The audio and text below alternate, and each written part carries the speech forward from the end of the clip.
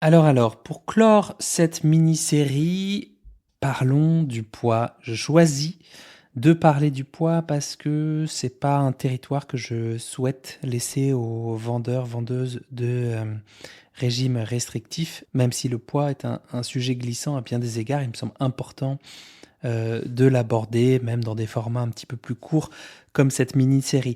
Celles et ceux qui traversent un ou des troubles des conduites alimentaires, je vous invite à faire preuve de vigilance quant à ce que mes propos pourraient activer en vous, voire d'arrêter l'écoute de cet épisode et peut-être de faire quelque chose d'agréable, de bon pour vous, peu importe ce que ça sera, quelque chose de bon pour vous. Vraiment, j'insiste un peu, même si vous appréciez mes contenus, je vous invite à vous protéger et à faire quelque chose d'autre. Allez, là, maintenant, tout de suite.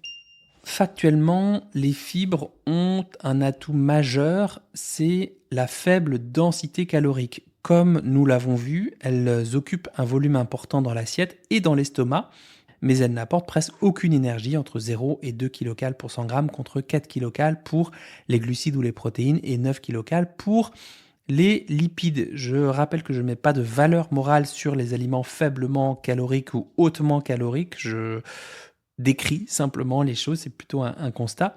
Donc c'est un levier mathématique assez simple, quasi simpliste, j'y reviendrai dans quelques minutes, si on ne tient compte que de la vision caloricentrée. À volume égal, une assiette riche en fibres contient moins d'énergie qu'une assiette comprenant des aliments plus riches en protéines et en glucides et ou en lipides.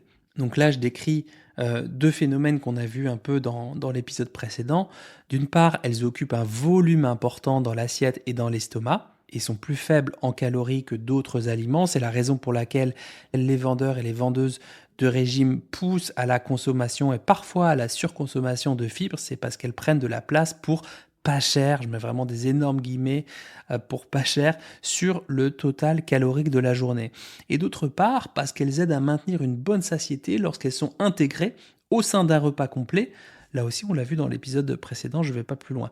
Citons aussi quand même un autre mécanisme, c'est un peu ce que j'appelle la satiété seconde vague, c'est le message de vos bactéries. Je ne sais pas si vous vous rappelez, dans un épisode précédent, je vous ai dit que les fibres sont une sorte de festin de vos bactéries. En mangeant, je vais super vite, ces fibres, vos bactéries les fermentent et produisent des molécules bénéfiques, les acides gras à chaîne courte, AGCC. Vous avez peut-être déjà entendu parler du butyrate, mais on peut citer aussi le propionate ou l'acétate. Et ces acides gras à chaîne courte, les AGCC, eh bien ce sont de véritables messagers chimiques qui vont venir toquer à la porte de vos cellules entéro-endocrines. Vous vous rappelez, je vous ai parlé il n'y a pas longtemps des capteurs de pression qui sont situés dans l'estomac. Eh bien, les cellules entéro-endocrines, elles, ont des capteurs chimiques situés tout au long de l'intestin. Et imaginez que ces cellules, elles possèdent à leur surface des récepteurs qui fonctionnent un peu comme des serrures, les nutriments, les protéines, les matières grasses ou les produits de fermentation des fibres, nos fameux AGCC, sont les clés. Donc quand une clé, entre guillemets, active la cellule, celle-ci répond en libérant des hormones, les fameux messagers dont on parle aujourd'hui, le GLP-1 et le peptide YY. Le GLP-1, il va d'abord dire à votre estomac, ralentis, laisse-nous le temps de traiter ce qui arrive. Du coup, les aliments restent un peu plus longtemps dans l'estomac, ce qui prolonge la sensation de plénitude physique, puis voyage jusqu'à votre cerveau pour envoyer un signal de satiété et diminuer l'intérêt pour la nourriture, je vous en avais parlé. Et le peptide YY, lui, il va mettre en sommeil les neurones qui stimulent la faim et activer ceux qui favorisent la satiété. Et donc c'est grâce à lui que vous ne ressentez pas le besoin de grignoter 2 heures après le repas. Il stabilise votre état de non-faim. Après, on peut quand même avoir envie de grignoter 2-3 heures après le repas, voire 1 heure après, parce que on a envie. C'est tout, voilà. Faut pas. Il y a des mécanismes qui sont pas uniquement physiologiques, mais qui sont émotionnels, sensoriels. Voilà, c'est un peu tout ce qui fait notre humanité complexe. Alors, parmi ces cellules, il y a une catégorie qui nous intéresse particulièrement, les cellules L. Les cellules, elles sont présentes à la toute fin de l'intestin et dans le côlon, et c'est précisément là que les fibres fermentées viennent les stimuler. C'est ce signal métabolique qui dit à votre cerveau le travail de digestion est en cours, l'énergie arrive, tu peux rester calme, tu peux rester rassasié. Donc si on résume, les fibres, elles vous rassasient pendant que vous mangez grâce au volume alimentaire, et les produits de fermentation vous gardent rassasié bien après grâce aux substances qu'elles libèrent. Les études, j'essaierai d'en mettre 2-3 en description parce qu'il y en a quand même pas mal, je vous avoue. La tendance générale, elle est plutôt claire. Une consommation de fibres, et particulièrement de fibres solubles, qu'on trouve dans les carottes, les asperges, les graines de chia, la poire, la pomme, les agrumes et la majorité des légumineuses comme les lentilles ou les pois chiches, est associée à une perte de poids modeste, mais surtout à une meilleure stabilité du poids sur le long terme.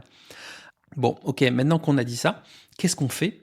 Est-ce qu'on se gave de fibres pour réguler notre poids?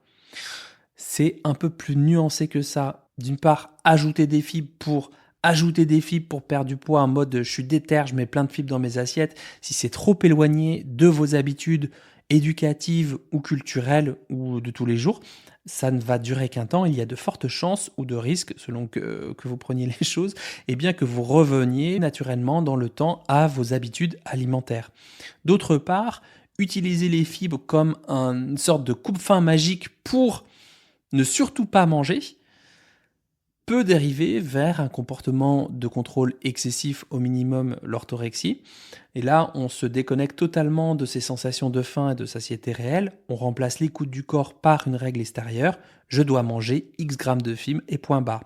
C'est pas du tout le but de cet épisode, c'est plutôt de faire un point et de se dire, tiens, où j'en suis, moi, de ma consommation de fibres? Est-ce que je peux m'ajuster? D'ailleurs, ça me donne une idée pour la newsletter parce que en parlant là de cette histoire de 30 grammes de fibres, je me dis que c'est peut-être un peu trop théorique ou conceptuel. Voilà, c'est peut-être pas facile pour vous de se figurer, ça représente quoi 30 grammes de fibres? Est-ce que c'est si difficile que ça de l'atteindre, ou en tout cas de tendre vers ces recommandations? Peut-être que d'ici la fin de semaine, si j'ai le temps, je vous ferai un document pratique à télécharger et je vous mettrai le lien en description de cet épisode. Si j'ai eu le temps de le faire, j'essaie de pas trop me mettre de trucs à faire dès que j'ai des idées parce que après je me sens obligé de les faire, et si je les fais pas, ben je sais que pour vous vous m'en tiendrez pas rigueur, mais moi je m'en tiendrai rigueur parce que je respecte pas ma promesse. Et donc bref, voilà, j'essaie de composer un peu avec être utile et être le plus je sais pas, moi le plus aidant possible par rapport à ce que j'essaie de transmettre, et que voilà, en fait la nutrition simplement quoi, et la diététique simplement, et dans le même temps, bah, je suis seul pour tout faire, et parfois c'est dur. Il y a beaucoup de choses à faire.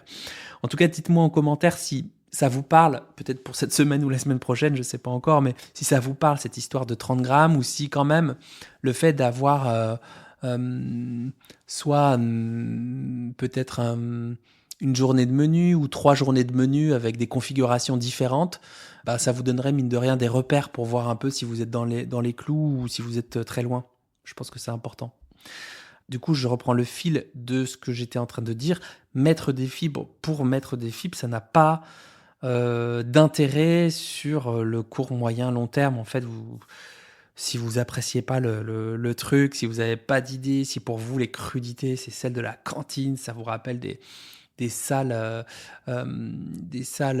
moments de repas, si c'est associé à des émotions désagréables, ça va être compliqué pour vous, hein. Moi, je vous avoue que à un bon moment, je suis resté bloqué sur les crudités de la cantine, là, ces fameuses betteraves ou ces fameuses carottes râpées avec une sauce super moutardée et tout. Pendant longtemps, ça n'a pas été une grande histoire, en fait. En revanche, et c'est tout le pari de mon Crudibook que je publie en ce moment, faire des tests, des explorations, trouver des associations agréables pour, voilà, ne serait-ce que mettre un petit step, un petit pas, et peut-être de rajouter, allez, un jour sur 2, une crudité, voire un jour sur 3 au début, bah voilà, une petite portion de légumes crus par-ci par-là, eh bien ça augmente votre apport en fibres sur la journée et sur la semaine. Et c'est aussi pour ça que je me suis remonté les manches là pour ce fameux Crudibook. C'était que mes patients et patientes étaient en mode, ben moi l'hiver, c'est pas ouf. Les légumes crus, franchement, navets, betteraves, choux, rutabaga, c'est pas ouf quoi. Donc pour tout vous dire, je me suis remonté les manches pour mes patientes, mais égoïstement, un peu pour moi-même, parce qu'il me sert un peu au quotidien. Pour être transparent, ça m'a bien servi de faire des recherches, parce que j'ai trouvé des associations un peu farfelues, un peu rigolotes, qui moi me convenaient aussi, me permettaient voilà, de mettre un peu plus ouais, de folie, ou de petits grains de folie, de disco dans mes assiettes. C'est un peu ça. Dans une de mes recettes, je sais plus, je crois que c'est en page 16, il y a des pop-corn, du chou et des clémentines. Ben moi, je préfère que ça vous donne envie et que vous reproduisiez cette recette de temps en temps, plutôt que vous continuiez à vous dire que de toute façon les crudités c'est fade et c'est nul. En tout cas, c'est mon pari. J'espère l'avoir tenu, même si je sais que je suis à contre-courant des recettes d'hiver qui font la part belle aux soupes et autres plats en hête, tartiflette, raclette. Mais bon, ça me va, c'est assez un parti pris, j'assume. Je termine par un dernier point sur l'éviction nutritionnelle, qui pourrait être aussi une sorte de limite à ouais, les fibres c'est top pour perdre du poids.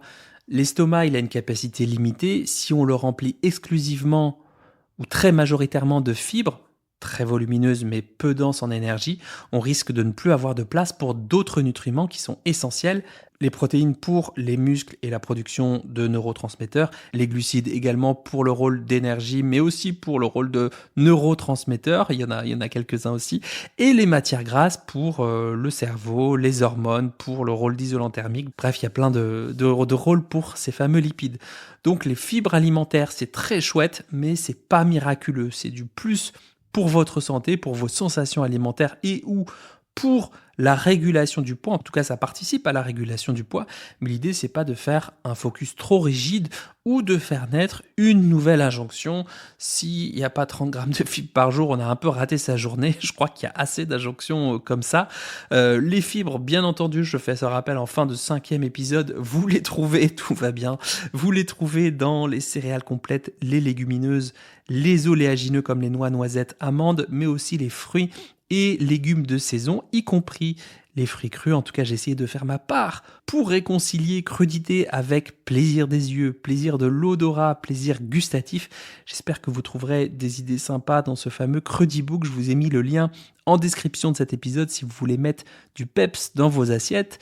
Et bien voilà, c'est la fin de cette mini-série. J'en ai peut-être encore sous le coude parce qu'il y a un truc dont j'aimerais vous parler. Peut-être pour un épisode bonus demain matin. Là encore, si j'ai le temps, je me laisse de la flexibilité, je me laisse un petit peu de... Comment dire ça, de possible aussi pour moi, parce que j'ai besoin de lire et de prendre le temps et de faire des choses aussi agréables pour moi. Donc voilà, respect du rythme, respect du rythme humain. Je crois que vous comprenez ce que je veux dire, et que vous aussi peut-être vous êtes aussi à la recherche de ce rythme-là, de ce tempo un petit peu équilibrant pour vous, pour vos vies. Ce sera la surprise, je vous en dis pas plus. Petite montée d'émotion. Quand je parle de rythme ou de tempo, c'est peut-être que c'est un peu important pour moi en ce moment ouais, de commencer à le trouver, je crois. Je crois que c'est important de commencer à trouver ce tempo qui soit plus adapté en fait aux besoins de l'être humain que je suis, et que oui, notre monde, notre organisation sociétale est pas tout à fait pluguée sur nos besoins. Voilà, c'était une petite conclusion un peu impromptue. Merci d'avoir serré cette finie, je vais le dire jusqu'au bout. Merci d'avoir serré cette finie, c'est très beau. Merci d'avoir suivi cette mini-série, que vous l'écoutiez sous forme de mini-série ou d'épisodes plus longs. Merci de votre présence et de votre confiance renouvelée régulièrement. Et puis, je vous souhaite un bel appétit de vivre, un excellent week-end, une excellente semaine, et je vous souhaite de faire plein de trucs agréables pour vous et à votre tempo. À bientôt.